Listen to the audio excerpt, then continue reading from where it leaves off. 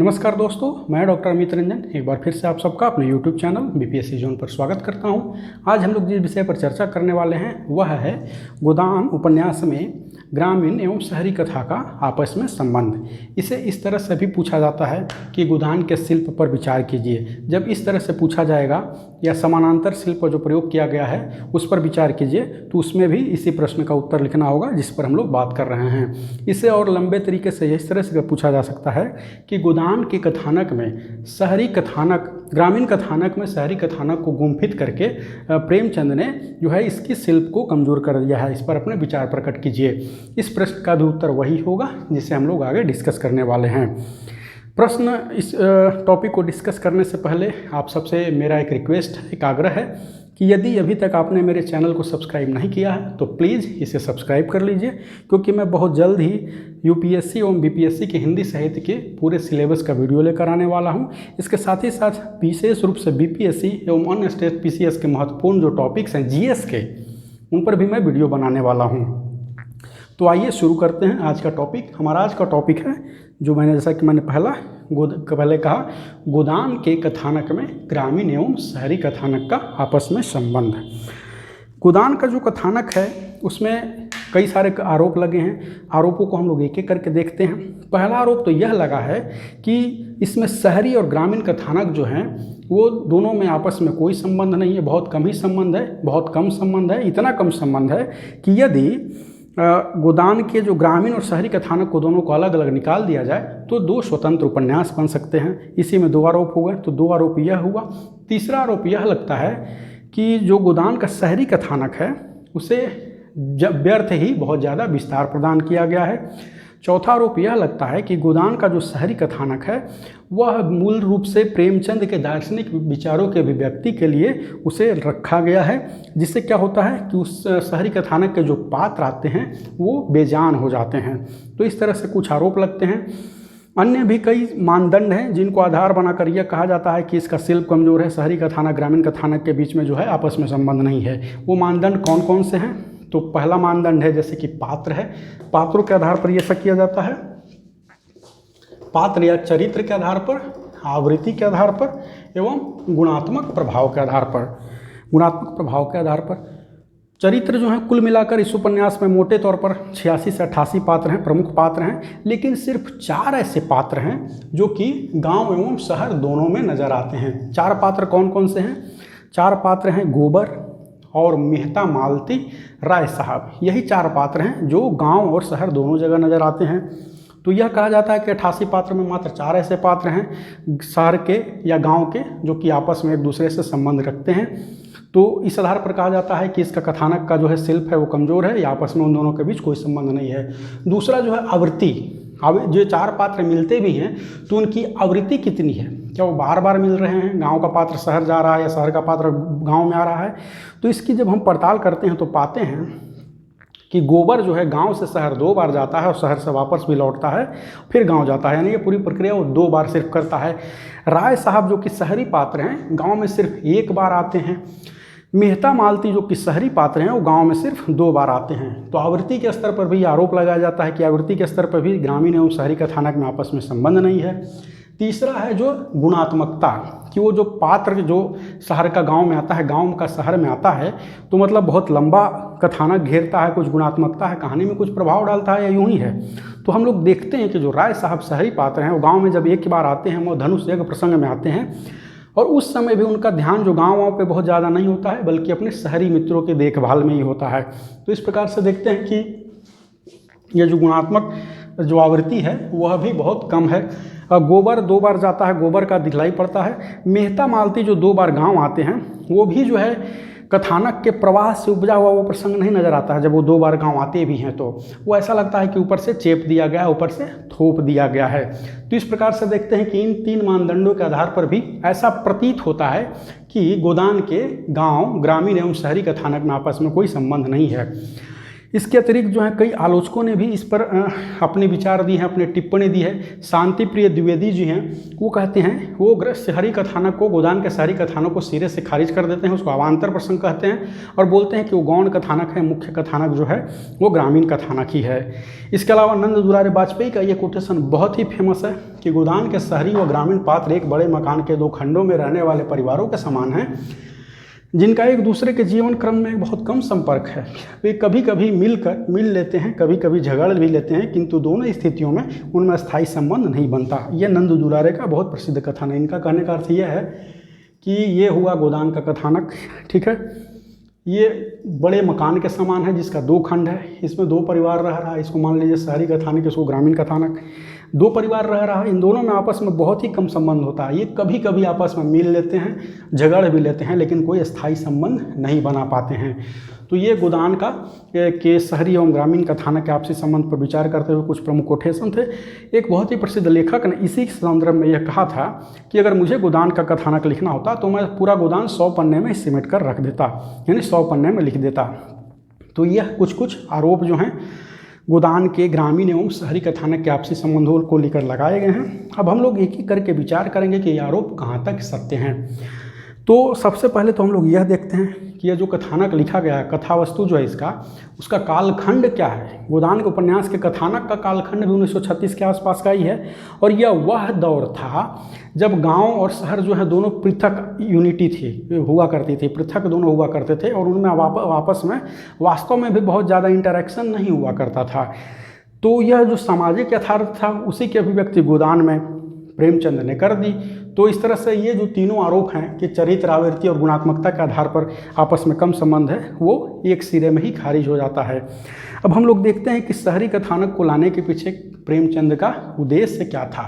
तो शहरी कथानक को लाने के पीछे जो है प्रेमचंद का उद्देश्य, यानी शहरी कथानक जो है वो अपना वास्तव में कोई अस्तित्व रखता है, महत्व रखता है, जानबूझ व्यर्थ में नहीं लाया गया है। इसके पीछे कई सारे कारण थे। रामविलास शर्मा के शब्दों में कहे तो प्रेमचंद जो हैं मुनाफा एवं मेहनत की संस्कृति के जो विरोधाभास है उसे प्रदर्शित करने के लिए शहरी एवं ग्रामीण कथानक दोनों को एक साथ लाते हैं।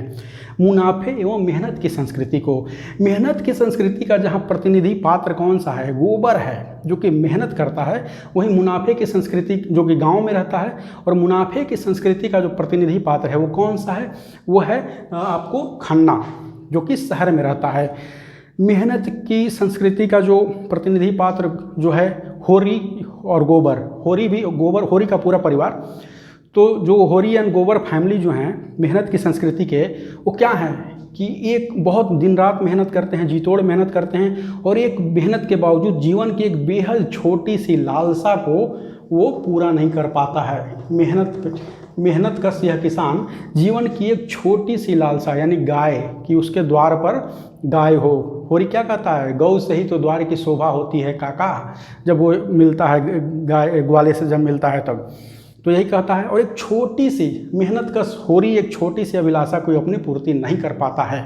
जबकि हम क्या देखते हैं कि शहर में जो ये हैं खन्ना हैं, वो सिर्फ स्पेकुलेशन के आधार पर, खन्ना पहले क्लर्क हुआ करते थे लेकिन 10 सालों के भीतर उन्होंने लाखों की संपत्ति अर्जित कर ली, उस दौर का लाखों का संपत्ति यानी आज का करोड़ों का संपत्ति, और यह उन्होंने सिर्फ स्पेकुलेशन के आधार पर किया।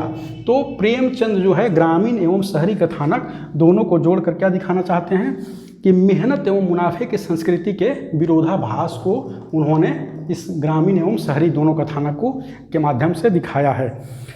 दूसरा, शहरी कथानक को लाने के पीछे एक कारण यह भी है कि गोदान तक आते आते यद्यपि कि जो है उनका आदर्श से मोह भंग हो चुका था, लेकिन कहीं ना कहीं उनके भीतर आदर्श जो है वो विद्यमान था, और यह आदर्श की अभिव्यक्ति वो शहरी कथानक के माध्यम से ही करते हैं। भारतीय स्त्रीत्व का आदर्श की अभिव्यक्ति वो गोविंदी देवी के माध्यम से करते हैं। स्त्रीत्व, सेवा, त्याग, समर्पण इत्यादि जो है वो भावों की अभिव्यक्ति गोविंदी देवी के साथ ही साथ वो मालती के माध्यम से करते हैं। यानी प्रेमचंद जो है अपने आदर्शात्मक विचारों के अभिव्यक्ति के लिए शहरी कथानक को लाते हैं। तो इस प्रकार से ग्रामीण एवं शहरी कथानक में जो है शहरी कथानक पूरी तरह से खारिज नहीं किया जा सकता है, उसका संबंध है। तीसरा क्या है, गोदान की ग्रामीण कथानक के साथ ही साथ शहरी कथानक को रखने के पीछे प्रेमचंद का एक उद्देश्य यह भी था कि वह किसान के शोषण के समग्र स्वरूप को उद्घाटित करना चाहते थे और यह दिखलाना चाहते थे गांव में तो किसान शोषित है ही, शोषण के तत्व जो हैं किसान के वो क्या हैं, शहर में भी विद्यमान हैं। जहाँ की होरी एवं उसका परिवार है उसका शोषण सेठ साहूकार इत्यादि गांव में बैठकर करते हैं। इसके साथ ही साथ जो हैं इसी उपन्यास के जो पात्र हैं राय साहब वो कहाँ रहते हैं, शहरों में रहते हैं और अपने कारिंदों के सहयोग से ग्रामीण पात्रों का, ग्रामीण कृषकों का शोषण करते हैं। इसके अलावा जो चीनी मिल के जो कई मालिक हैं वो क्या करते हैं, वो शहरों में रहते हैं। चीनी मिल कहाँ है, शहरों में है। और वो क्या करते हैं कि वो अपने जो है दलालों के सहयोग से किसानों को कर्ज देते हैं और कर्ज के बदले में जब उनकी किसानों की फसल तैयार हो जाती है जैसे कि ईख, तो वो उनकी फसल को क्या करते हैं कि खेत से ही उठवा लेते हैं। तो इस प्रकार से किसानों की शोषण की प्रक्रिया जो है इसको समग्रता में प्रदर्शित करने के लिए भी ग्रामीण के साथ ही साथ शहरी कथानक को इस उपन्यास में लाया गया है। ग्रामीण एवं शहरी कथानक दोनों को लाने के पीछे उद्देश्य यह भी है कि प्रेमचंद जो है वो क्या लिखना चाहते थे, वो भारतीय जीवन का महाकाव्य लिखना चाहते थे, न कि कृषक जीवन का महाकाव्य या ग्रामीण जीवन का महाकाव्य। और भारतीय जीवन को समग्र रूप से प्रदर्शित करने के लिए यह आवश्यक था कि कथानक में गांव के साथ ही साथ शहर को भी गुम्फित किया जाए। तो इस वजह से भी इस उपन्यास में शहरी कथानक को लाया गया है और आपस में दोनों में काफ़ी गहरा संबंध है क्योंकि वो अपने दोनों मिलकर ही इस उद्देश्य की पूर्ति करते हैं। कौन से उद्देश्य, भारतीय जीवन के को समग्र रूप से क्या करते हैं, प्रदर्शित करने का उद्देश्य। अगला जो है कि त्रासदी में शहरी जीवन का हस्तक्षेप, यह भी जो है दिखलाया जाता है शहर के माध्यम से ही। किसकी त्रासदी में, तो गोदान में होरी के त्रासदी में, व्यक्तिगत रूप से होरी के त्रासदी में क्या है, शहरी जीवन का काफ़ी हस्तक्षेप है। कैसे है, तो होरी का जो पुत्र है गोबर है वो शहर जाता है और शहर से वापस आकर अपने पिता से लड़ता है। तो इस प्रकार से और पिता से लड़ता है और झुनिया अपनी पत्नी को लेकर चला जाता है, भाग जाता है, भाग नहीं जाता है, चला जाता है। और इस प्रकार से होरी राम का जो है एक बसा बसाया संयुक्त परिवार बिखर जाता है। तो इस प्रकार से प्रेमचंद यह दिखलाना चाहते हैं कि ग्रामीण समाज में जो है क्या बोलते हैं कि फैमिली जो है, संयुक्त परिवार के विघटन में किसका हाथ है, वो कहीं ना कहीं शहर का हाथ है। और होरी एक प्रतीक है, एक सिंबल है एक तरह से। यह होरी जैसे सैकड़ों होरी हैं, हजारों होरी हैं जिनका घर जो है किसकी वजह से टूटता है, शहरी हस्तक्षेप की वजह से टूटता है। तो शहरी पूंजीवादी वैयक्तिकता के हस्तक्षेप के कारण जो है होरी राम का जो है पारिवारिक जो है संयुक्त परिवार वो बिखर जाता है। और ऐसे जो हैं होरी राम जो हैं इस देश के हर कोने में हर देश के हर गांव में विद्यमान हैं। तो इस प्रकार से त्रासदी में शहरी जीवन का हस्तक्षेप दिखलाने के लिए क्या है, शहरी जीवन का हस्तक्षेप को दिखलाने के लिए भी शहरी कथानक को लाया गया है। शहरी कथानक का औचित्य क्या है, एक तो यह है कि कहीं ना कहीं इसके माध्यम से यह दिखलाया गया है कि निम्न वर्ग जो है, समाज का निम्न वर्ग, चाहे वह गांव में रहे या शहर में रहे, उसका शोषण हर जगह होता है। इसके साथ ही साथ निम्न वर्ग के जो उत्थान है, निम्न वर्ग के उत्थान में मध्य वर्ग की भूमिका को दिखलाने के लिए शहरी कथानक को लाया गया है।